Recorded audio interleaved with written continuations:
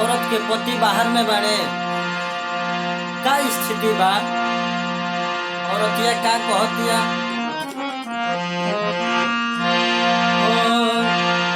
हर की मन करे कवाला कदी जुल्मी हई जवानी।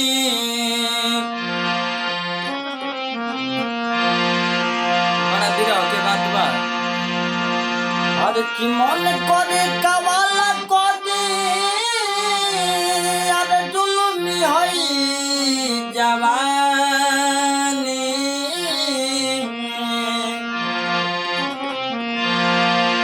हर की मन करे कवाला कदी हर जुल्मी हई जवानी।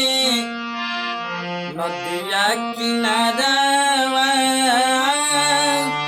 यादवा के पलानी। नदिया किनारवा यादवा के पलानी। मन करे कवाला कदी जुल्मी हई जवानी। मन करे कवाला कदी जुल्मी हई जवानी। नदिया किनारवा यादवा के पलानी। नदिया किनारवा यादवा के पलानी।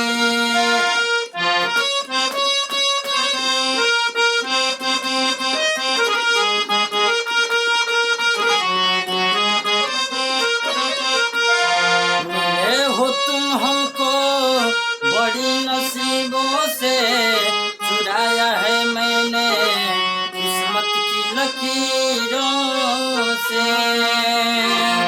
नदिया किनारवा यादवा के पलानी।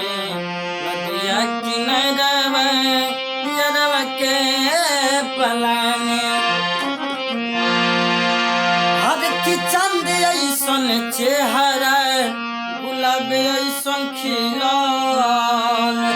और दिल ऐसन दिल दिले दाद याद मिलल।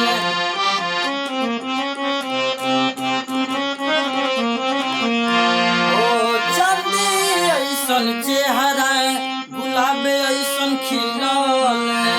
दिल ऐसन दिल दिले दाद याद मिलल।